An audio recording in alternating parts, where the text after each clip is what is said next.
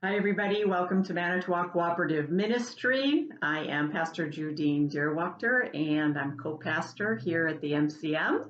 And today I'm going to bring you a devotional on Psalm 60. I'll read some selective verses, and we will talk about how this might be meaningful for us in our lives. All right.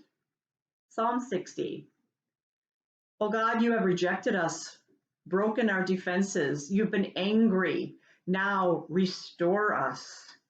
Give victory with your right hand and answer us, so that those whom you love may be rescued. Gilead is mine, and Manasseh is mine. Ephraim is my helmet. Judah is my scepter. Moab is my wash basin. And Edom, I hurl my shoe over Philistia. I shout in triumph. Who will bring me to the fortified city? Have you not rejected us, O God? You do not go out, O God, with our armies. O grant us help against the foe.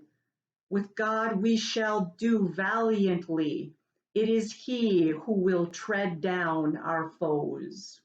Try practicing all those names, right?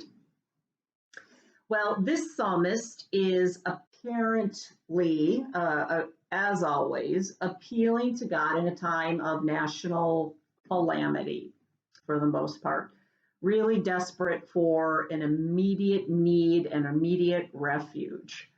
So you heard that the psalmist believes that God's actually retreated God's self from their armies and left them defenseless.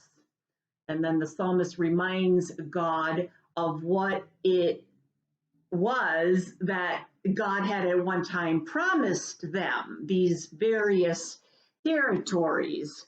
I liken that comment to like a child when, like I've got twin grandsons, and I might tell them something at the beginning of the day, and then by the end of the day, we've all forgotten it. Oh, right.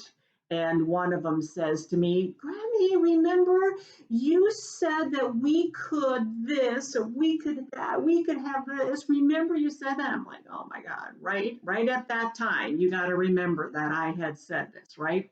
Well, that's basically what this psalmist is doing, is reminding God of what God's promises to the psalmist, to the nation, the armies, at one time was. And as he reminisces about these promises that he remembers, then he himself is actually reminded that God is going to come through for them because, yeah, these were things that God had, in fact, promised them.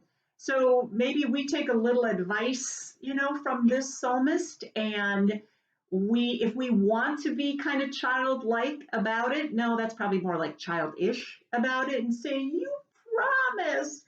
I remember when you said, and you said this, and basically we're talking about the promise of the message of the good news message of the New Testament. If we started just reminiscing about those stories in scripture, we can come to a place on our own. We literally talk ourselves into, oh yeah, remember when Jesus healed that? Remember when Jesus multiplied that? Remember when not enough was more than enough in God? All those beautiful stories in our New Testament that give us the evidence that we're always going to be okay. We're always going to be taken care of. And even when things don't happen, exactly that way, I'm no stranger to great sadness, tragedy, and grief, not a stranger at all.